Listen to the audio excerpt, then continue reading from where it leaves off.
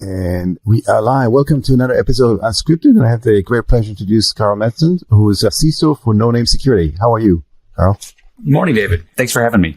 So last time we talked, you were traveling. Like you had the whole setup, but you were in your hotel room. How often do you get to travel now in your current job? It was pretty quiet about this time last year, but all those conferences that got canceled and postponed due to COVID, seems like now everything's live again. So it's almost at least once a week there's a conference of some sort or a dinner event. And it's to some degree, it's like everybody's still celebrating getting out in the world and getting out on the road. There's a lot this fall. Yeah, it's super interesting, but it's nice to see things are coming back. Mm-hmm. And you're right. It seems like an influx of security events and so on. But why don't we get started in how you got started? What was your career path like when you joined the forces, like you were at the NSA and so on? And maybe I'll describe that and we'll walk through the path. Sure. I dropped out of college after my freshman year and joined the Army, enlisted.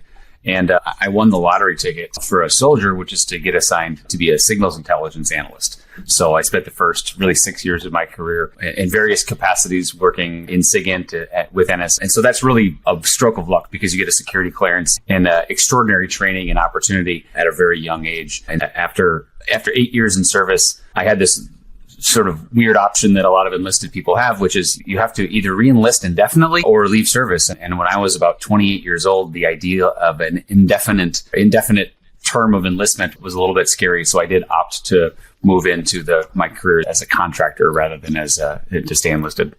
Yeah, it's super interesting. And I've experienced something similar, but let's double click on you just mentioned that you failed college, but then you obviously had exceptional skill set that were picked up very quickly by the Army and then later on as a signal intelligence. Maybe like we discussed that previously, what do you think that specifically made you not succeed in college but still have exceptional skill set that were very much in demand and you were excelling on that front? It seems like almost like they should go hand in hand, but not quite. Maybe you can enlighten me on that regard.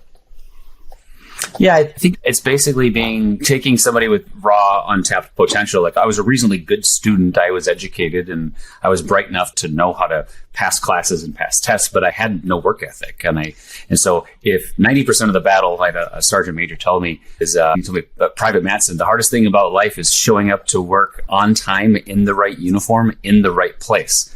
After you get those things right, things are pretty easy. And honestly, it's like getting up at 4:30 in the morning, doing PT, getting to show up to work in the right time in a uniform that's clean and pressed, and then just be ready to work. That is the hardest thing as a college. That's what I was missing as a college student, and that's the kind of thing that you miss when you're not really prepared to put in the work to succeed in college. And it took me a couple of years before I got started again in college the second time. And the second time, college was like remarkably, wow, this is really easy. I can't believe all these people don't show up to class. Yeah, it's so interesting because I've gone through some similar type of background. And when I started college, I was already 24. I spent 6 years in the service. And you're right. It's after that, you feel like, oh, it's pretty easy. I don't believe everybody feels it's so tough because the level of intensity also, the training you went through was very different. So do you think that that's the secret sauce of being forced into, that regime and not having a choice really, like in terms of being successful? You just had to show up and do what you're told? Yeah, it doesn't fit everybody. Some people, maybe I'm not the creative type. I don't have a genius intellect or anything like that. To some degree, just having somebody teach me the structure about how to be professional and do the work and put in the time. That sort of structure just really benefited me. It doesn't benefit everybody, but I think there's a lot of people that served in the military that maybe fit that mold, which is like the structure. It was painful at the time, but it worked. It really made me professionally. Yeah, and what people don't realize is the level of intensity that associate with some of the Army and intelligence training really condensed, as you mentioned, waking up at 4:30, doing PT, and then starting your day at like 6 a.m. It's not a 9 to 5, and definitely it has very low similarities with like a college life where you go to classes a couple hours every day and then you like F off for the rest of it.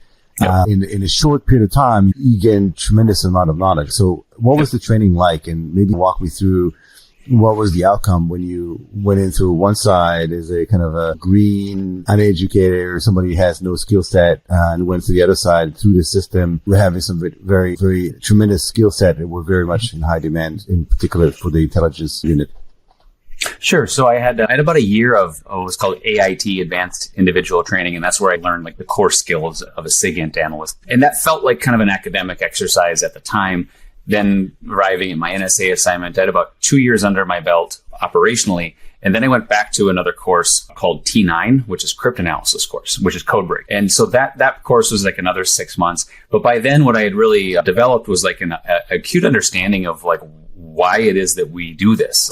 I have like real world mission implications of this. So my sense of focus, or like this, like it matters to learn this skill set. Like I know how this plays out by learning how to do this. And so I do that for a couple of years. And then I went back to another course. It was called the All Source Master Intelligence course, Master Analysis course called AMAC. And AMAC was a next level of sort of completeness of my education. But there again, like now I had a reference point. Like I knew exactly how I was going to use that training precisely as I was going through it. And then it became everything that I did for the next couple of years afterwards was this master analyst course. And so there was like this practical connection between this is really rigorous coursework, but I also had a very tangible understanding of this is exactly how I'm going to use this in my units, how I'm going to serve my country, how I'm going to do my job. And that's the problem in college, of course, is that a student doesn't necessarily know exactly how they're going to use Chapter 7 of the organic chemistry textbook.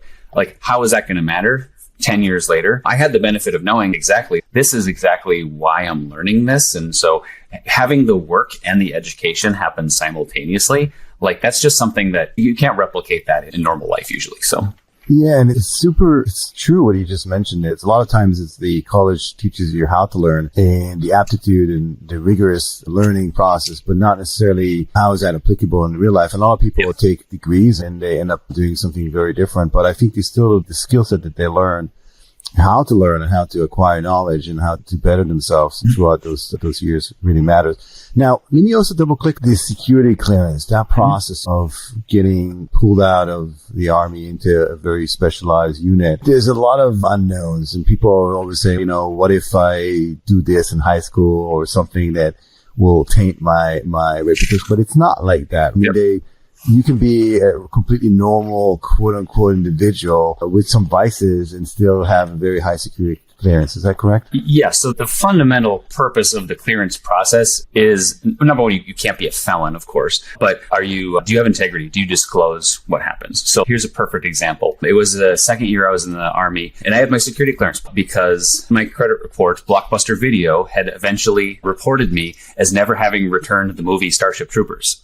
And so back in the day when you check out a VHS tape was like $70 if you didn't return it. I had a $72 collection fee on my credit report because of Blockbuster Video. And I had my clearance pulled and I had to wait it out about 2 months until I paid the fee of $72, but then eventually they had to do the paperwork. But NSA doesn't care about you renting videos and having a fee. What they care about is they know about that in advance. And that was a life lesson. And just you get a traffic ticket or overdue credit card, whatever the case is, you just have to be upfront about it. And that's what they care about, is they care about somebody who's forthright and willing to keep that sort of personal life hygiene in order. Yeah, and again, it's interesting that sometimes a decision you make will follow you through, like down the line, or have an impact.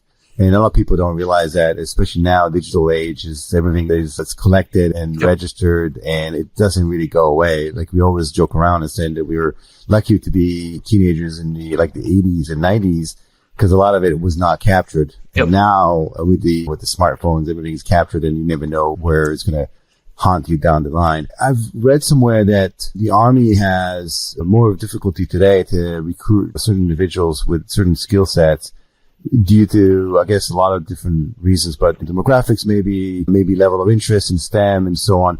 What's your take on it? Why the difficulty? And maybe walk me through. Is there something in your upbringing that made you very capable, as you mentioned, with not just the learning, but the aptitude of understanding cryptography, for example, or having that curiosity to learn more and be able to absorb so much knowledge in a short time? I think fundamentally the difference from today, from 25 years ago, is that learning sophisticated skills is very democratic today. You can go out and self-educate in such an enormous amount of fields.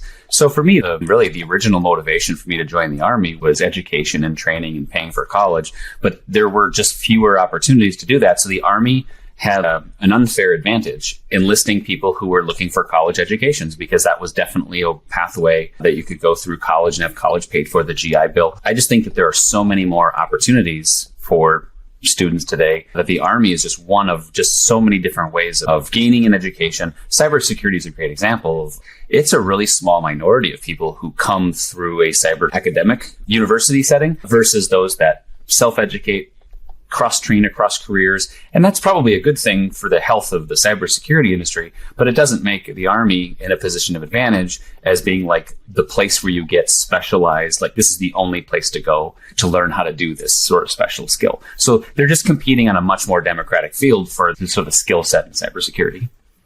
Yeah, so then acquiring the talent, but also keeping the talent is an issue, right? Because as you mentioned, signing up for lifelong engagement versus some of the maybe high salary or tremendous opportunities in the civilian life is something that inhibits or hinders the ability for the Army to keep that talent. So walk me through, once you finished the service, what was the transition like for you specifically? I spent my first 2 years as a contractor for the military, because you're absolutely right. Even 20 years ago, it was true that you could just leave the service, do the same job as a civilian in civilian clothes and make 3 times as much money. So that was, of course, the first thing I did was go work as a contractor. And then I decided that it was time to move home. So I getting to be 30 years old, it's time to go have a normal life. So I moved back home to Minnesota. I spent about 6 years at Target, working in Target's IT organization and corporate security at Target, eventually then coming back to cybersecurity and then coming into financial services. Did you find that people that found out that you have this particular background, did people go, whoa, that's a really cool background, or did it matter to them? I think for me and for a lot of people, like into the 2009, 2010, 2011, having that background was rare and maybe a little bit mysterious. And sure, that probably had some advantage, maybe getting a role because it was unusual. I think it's far less so today. So for example, there are some of the most amazing cybersecurity professionals in the world are coming out of NSA, but it isn't that NSA they don't have that market cornered exclusively. So it's less different and less of an advantage than it was 15 years ago. Yeah. So we don't have the aura of having the mysterious, kind of James Bond cyber background. Yep. And it's interesting you mentioned you transitioned into the corporate world, into a large company. Was that transition smooth? I think that a lot of veterans are finding it difficult, in a sense that it's not as structured, right? Because when you're in the forces, you know exactly, how you get measured, what the key performance indicators are, and how do you advance. There's very clear structure. Then in the corporate world, a lot of it there's a lot of soft skills involved, but a lot of it it's not defined. So you have to pave your own path. Did you find that difficult at all, or did you find any challenges there? Absolutely. The first 2 years were tough for me. And a lot of that had to do with working in a corporation that is now, my perspective is that it's an excellent thing, but it's things like listening without authority, building a business case, working with your peers to, let's say I have a particular policy that I want to change at the company. It's not just the commander that makes the decision.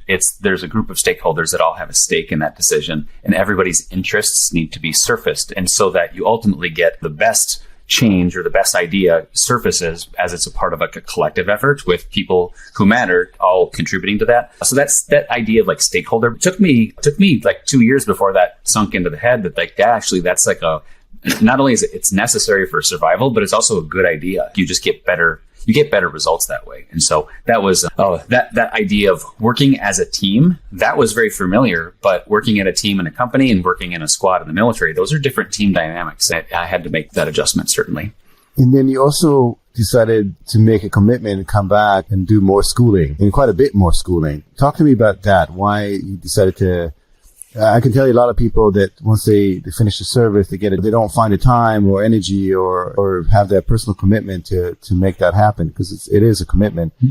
But you're different. You've done all of that. Walk me through why you decided to do that, and how was that process of getting more and more education as you in your professional career? So most of the time that I worked with NSA, I was working night shift, and that what it did is it created the opportunity for me to go to college during the day, at least at a part-time capacity. Starting in 1999, I think it was, I started going to college undergrad during the day, working at night. And I never stopped until I'd gone through undergrad. And then I did my MBA while I was in the Army. And then I did a master's in computer information systems. I did that. So I never stopped working. I always just did school as like the 2, 3, 4 hours at night.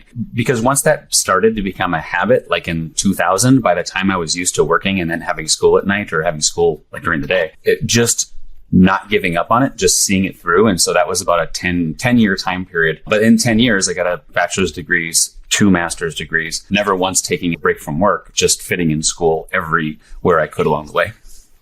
And it seems to be now a bit of a debate in terms of what's the real value of some of these degrees versus, for example, certification versus not having those at all, just having hands-on experience. As somebody who has hands-on experience and has the degrees, and what's your take on it? Is it still has that value associated with it, or should people that are in just getting into the cybersecurity space should just focus on getting the experience associated with just on-the-job training? Yeah, so I think there's like a continuum, because the first thing is that there are some skills in cybersecurity that are fairly discrete and measurable. Let's say it's a penetration tester. And a penetration tester going through different courses and certifications, let's say it's SANS and it's GPEN. Like, that's a pretty hard signal that suggests this is a person that has a particular set of skills. But that is not true on a lot of other areas. So for example, I have a CISSP certification, but I'm not well equipped to manage like an encryption infrastructure or a PKI infrastructure. So in my case, there'd be a low correlation between whether my certification equals job qualifications. So ultimately, I think like hiring managers just have to look at certifications. Most of it, they're useful signals as to whether a person, number one, is dedicated to learning and being an ongoing learner. And if you have signals that say this is a person who is a learner, they can learn by themselves, and they prioritize the continuous acquisition of knowledge, that's what you want. You want that signal. It's not about which letters they are, them, CISA, GCEH, whatever. But the signal is super important that you have a person who's not just, I got a college degree and I stopped learning. That's the signal the opposite way. And I would just look at them as they're just signals that indicate how well a person sort of self-motivates. And then you decided to go teach, and then you were also involved in venture capitalists. You were in different as board member, different organizations. How do you today decide? You obviously have limited time. You do a great job at allocating your valuable time. It's truly evident from the amount of stuff that you've done. How do you decide today what you should engage next? Like in terms of what is the most value to you personally as well as to the industry? The first sort of presenting requirement is I have an employer. Noname is my paycheck. And my first obligation is to, if I'm engaging peripherally, let's say it's academic or venture, it's my obligation to make sure that the interests that I'm representing are there. For example, last year I taught at the U of M, University of Minnesota, taught a class. One of those students is now an employee with us. That's a huge win. And so that's the kind of thing, or if it's a company that maybe we share an investor, maybe what we're doing is like mutually beneficial because I can help them do like product market fit. And we're talking about like jointly going to customers together. Those are the kinds of things that I need to keep in mind. There are very few things that I can't connect back to, at least peripherally, into what it is that we're building at Noname and how do those components ultimately create like a win-win for everybody. And like academic is a great example. I think I've had the opportunity at the University of Minnesota. I've hired over 10 of those graduates to come work at places I've been employed. And so that's not the only reason to do something. Like I enjoy it, that there's no doubt, like that gives me like a personal reward. But it is true that I need to be conscious about, I also have a day job. And at least if nothing else, I shouldn't be engaging in something that's contrary to my role as a CISO. Yeah, and let's talk a bit about the specific role as a CISO. Practically speaking, the CISO role at the vendor, that's a fairly new phenomenon. Like if you look back, I would say maybe 2-3 years, because all of a sudden these vendors start to get this particular role. But beforehand, there was no official title. There was probably somebody who was responsible for infrastructure and so on. And it was also doing the security stuff on top. Why the shift in particular to have, aside from obviously showing commitment to security, is that because of incident that happened with vendors, or just the need to showcase that you're kind of quote unquote eating your own dog food as a vendor, as a security vendor? Yeah, there's maybe a couple of things going on. So I remember 5-7 years ago, folks like Steve Martino was the CISO over at Cisco. And I met with Steve, and he was a really brilliant executive. He was the internal CISO at Cisco. And so if you go back 5 years, the big vendors had CISOs like a Cisco and a Microsoft and all those kind of things. But if you fast forward to like today, 5 years later, companies are growing up faster, especially like cloud-born, cloud-native companies. A company like Noname or Wiz or Orca or somebody like that. These are companies that are going from zero to relatively large size pretty quickly. And there's a few things the company needs along that way. If you want to grow quickly, you also have to grow up quickly. And grow up means like have stable infrastructures, be compliant with regulations. If you want to have customers from large banks and regulated industries take you seriously, you have to build a programmatic excellence as fast as you can. So the business proposition of having a CISO isn't just like the defense of the corporate network, which is true, but it also is like just becoming mature faster, because we all want to be a Cisco or a Microsoft or a Palo Alto, for example, but we're going to go a lot faster as a business if we can create like programs and systems that have integrity to them early in our life cycle. And I think Noname is just a good example of a company that, yes, it's protecting Noname, but it's also just growing up internally, becoming a mature, better company at repeatable things like security in a relatively short period of time. The aspect of eating your own dog food or like having the customer reference, like, yeah, there's definitely that intangible benefit. I would struggle at I still struggle characterizing like how much benefit that is for me to talk about my customer experience. I just think it adds a layer of credibility and trust that I hope at least translates to the customer base. And do you find, speaking of speed, do you find the constant challenge of hitting the numbers on a quarterly basis as a vendor, acquiring new customers, moving at the speed of development for new releases, and yet you also have to be compliant. You have to look at as you mentioned, the processes in place and technologies to be secure, especially if you deal with customer data and so on. Do you find that makes the life of the CISO at a startup, at a vendor, more difficult than a traditional CISO, let's say at a company like a Target or something that's more traditional in terms of the growth and so on? No, I think it's the same. My relationship to quarterly numbers here is no different than it was at a public institution, which is I care because I care about the health of my employer, but that is not my accountability. My accountability are key risk match programmatic maturity, compliance certifications like HIPAA and PCI and SOC 2. And I think it's surprisingly less different at a vendor than it was at a public corporation, because we're all here to build a strong business, but in no way do I feel real pressure on the quarterly numbers. I feel more pressure on, are the PCI auditors satisfied? That still is the presenting type of pressure that I'm feeling, not the quarterly numbers themselves. And at what point in time are you, if at all, customer facing? Mm-hmm. At what point in time do you get engaged? Is that when, the ink is about to be dry or about to get signed? The contract is about to get signed, and then you're getting brought in to verify that you have all the T's and C's in place from a security perspective? Or talk to me about where do you engage?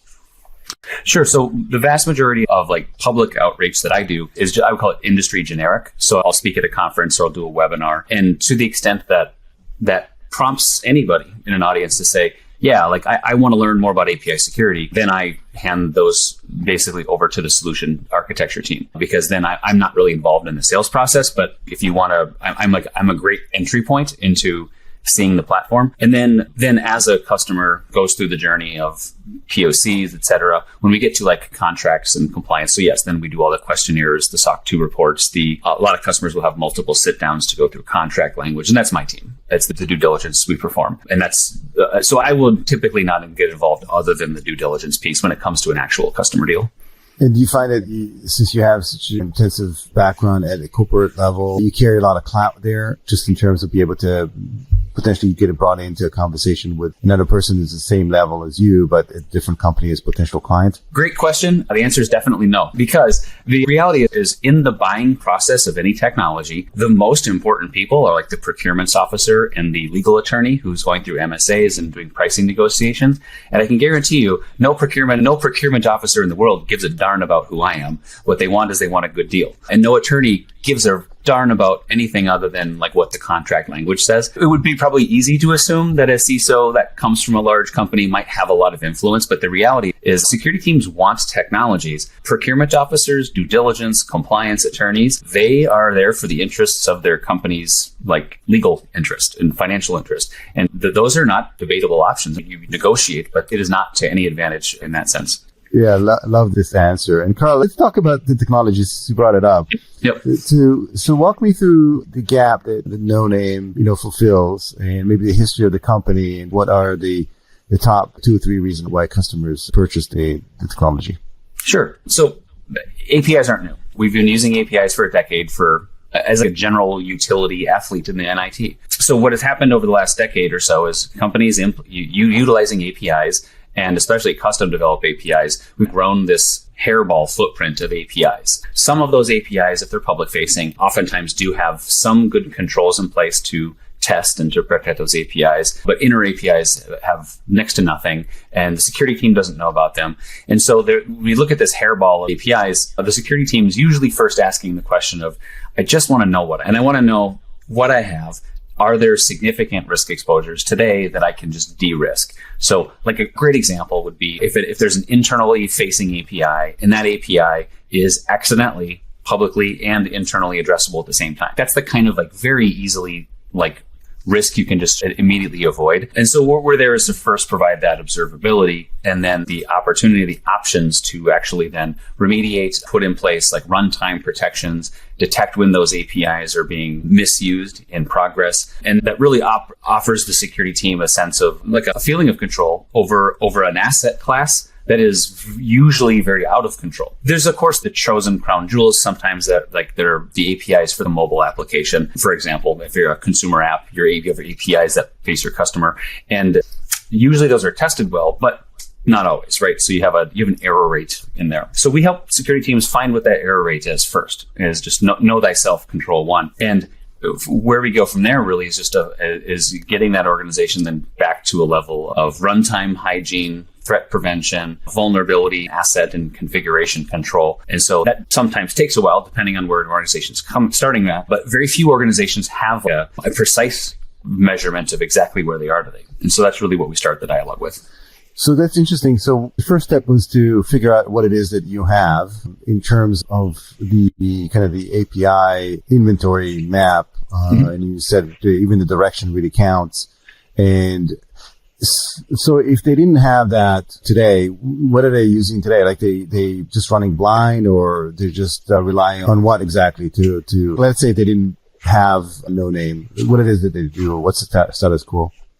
Yeah, so let's just if you just limit the world just to like the public facing APIs, just like the big ones, SDLC processes for code reviews, penetration testing, change control before they move that code into production, and then putting that API endpoint behind a web application firewall, for example. Application security controls are kind of like 50% right. But you're also very reliant on the application team to disclose all of the APIs, and whether they're all tested is probably a little suspect. So the traditional model is application security controls apply to APIs. The problem is they don't apply very effectively. And so that's why when we talk with some customers, their API footprint may be like the application security controls they had might be 80% right. And then another customer might have been 10% in terms of getting the precision, finding the risk exposures, getting the testing in place. And so that's really what it is, I think, is what we're doing is retrofitting what we call traditional app dev SDLC controls for an API ecosystem. And part of it is that in our survey results last year, that for organizations more than 10,000 employees,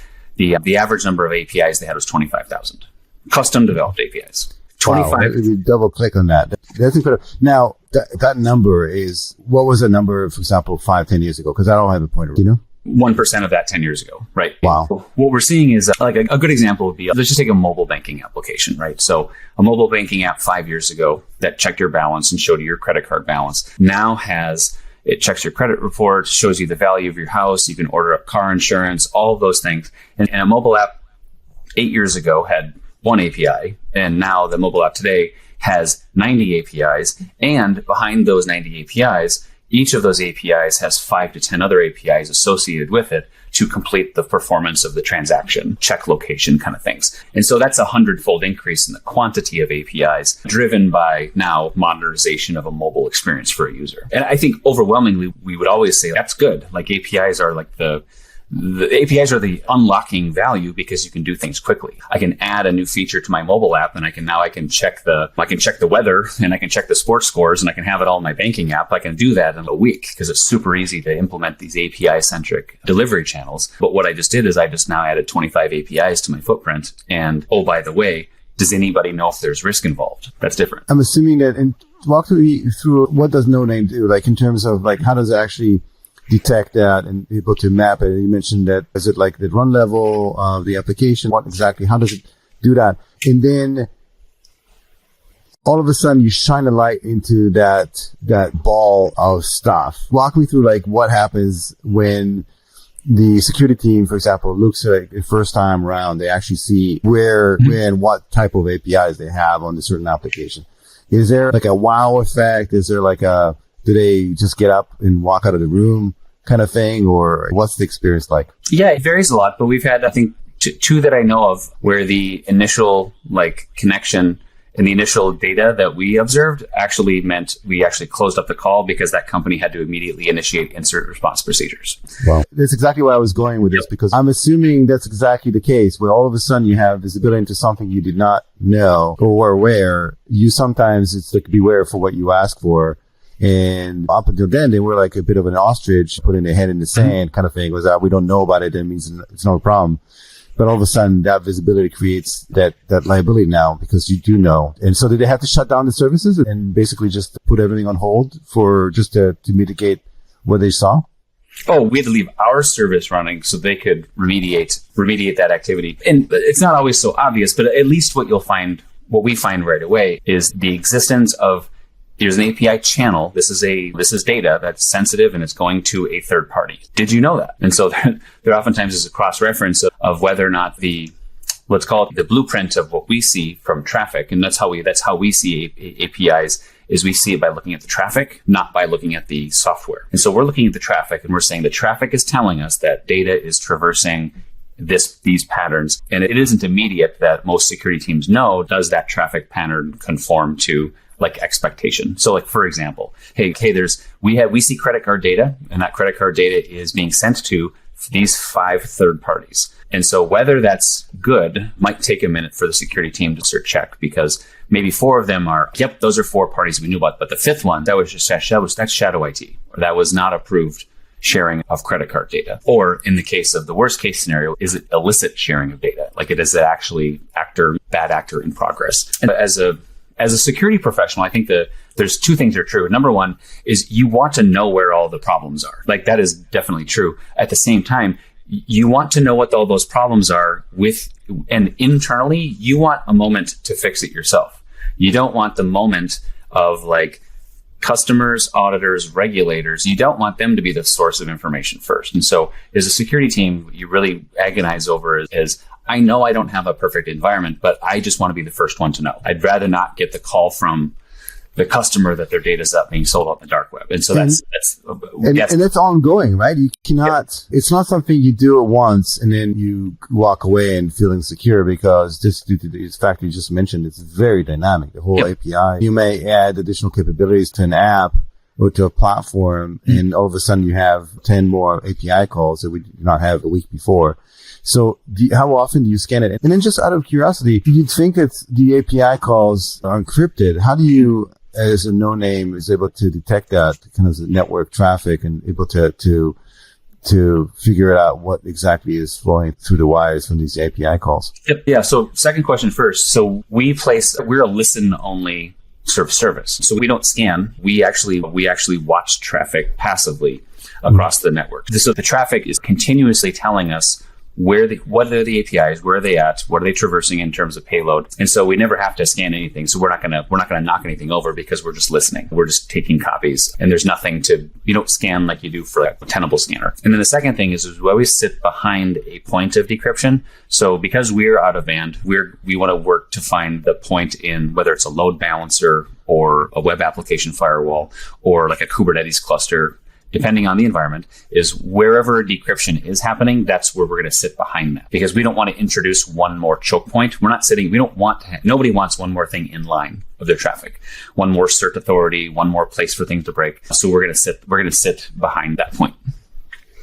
And as a company, since you have many clients and start to see certain patterns, do you then provide some sort of best practice or the ability to help the company close some gaps around the API security specific, just due to the fact that you are seeing so many client environments and seeing exactly what flows? Do you have that knowledge? Do you share that with your clients as well?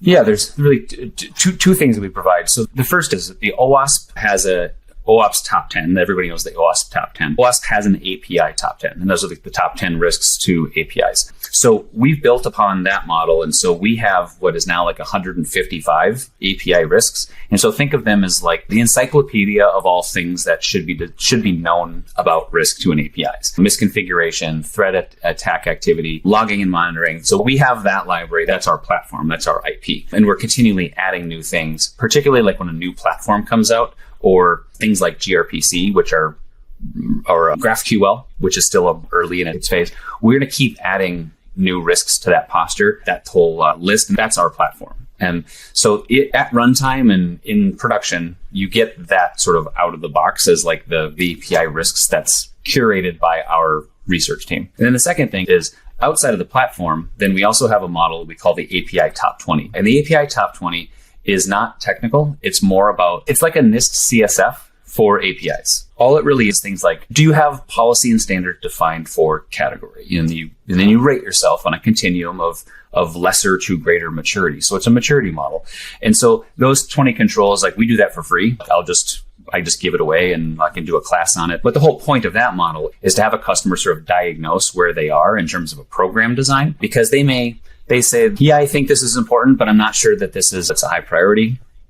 Fine. But at least the sort of the self-diagnostic from a program perspective helps organizations grapple with where they are. And that's entirely free, open source. The model that we have is inspired by OWASP's SAM, which is the Software Assurance Maturity Model. It's very much it's an open source model. And usually that is a really good first step for a company that is not thinking about a technical investment. They just want to know, what are the basic blocking and tackling that I should be doing? And that's a maturity assessment that takes a couple of hours at the most. It's so interesting that you don't hear so much breaches and things that happen due to specifically to API hacking, or maybe you don't. I don't know, maybe because most of it you hear about ransomware, social engineering, escalation of privileges. How risky is it really in terms of, again, because the industry has been running like this for a while, and maybe that's the next evolution of risks due to the fact that there's explosion in APIs. But what are your thoughts about what, in real terms, how risky it is to actually have these vulnerabilities in API calls and so on?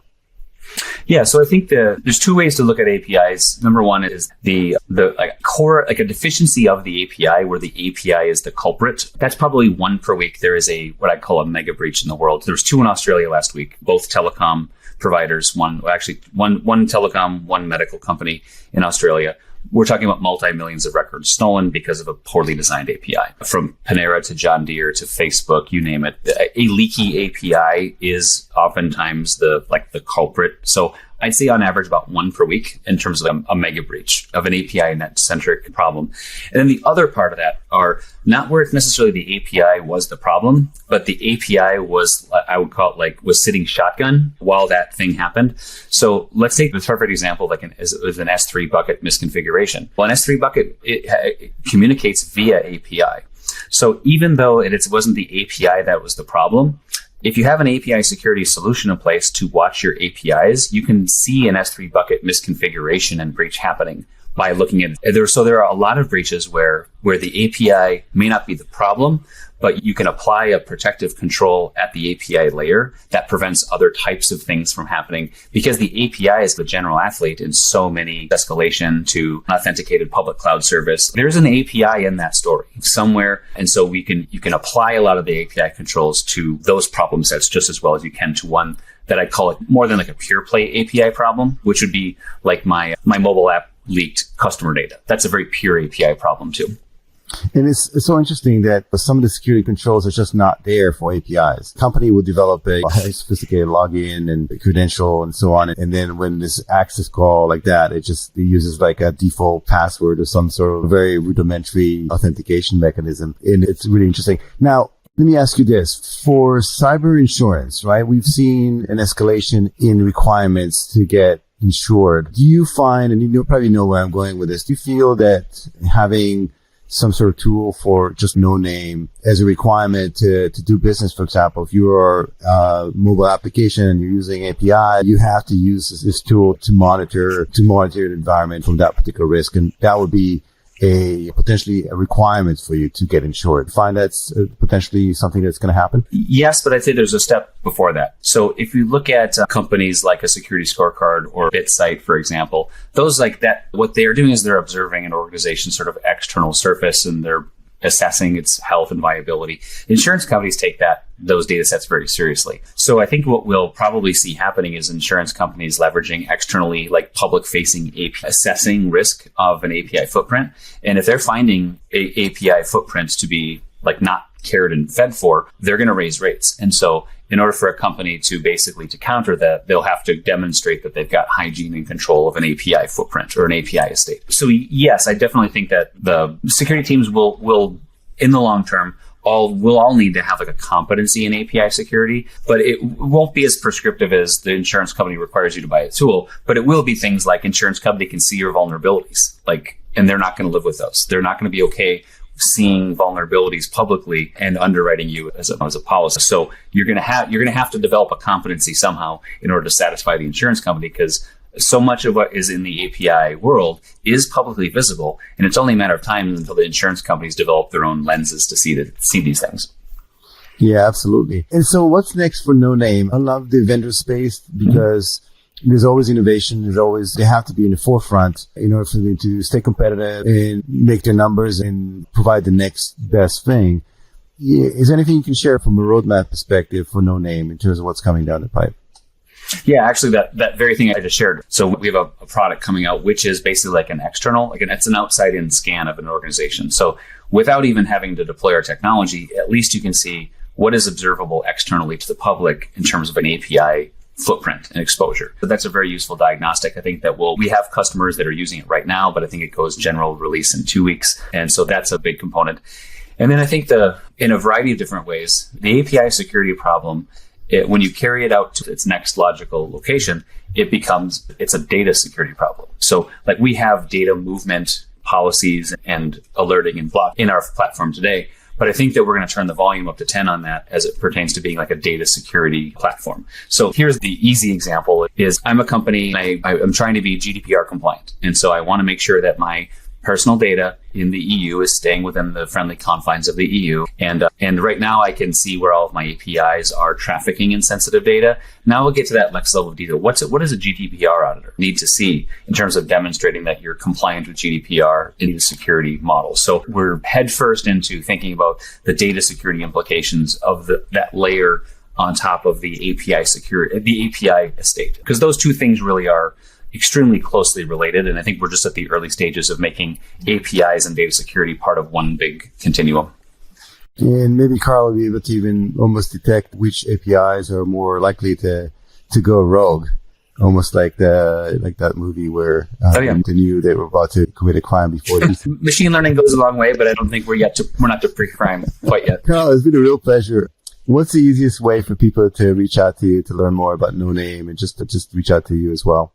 Yeah. So nonamesecurity.com. But if you do nonamesecurity.com/workshop, we have an API security course. It's 3 hours. It's good for CPEs for your CISSP certification and ISC squared, all that stuff. And it's really technology agnostic. It's basically like kind of like a boot camp in 3 hours on API security. So we love having people join the workshop because it gives them a chance to see attacker, defender, how all of this machine works in terms of API as a risk itself. And so the workshop is a fantastic way for people to kind of get oriented to the API security problem.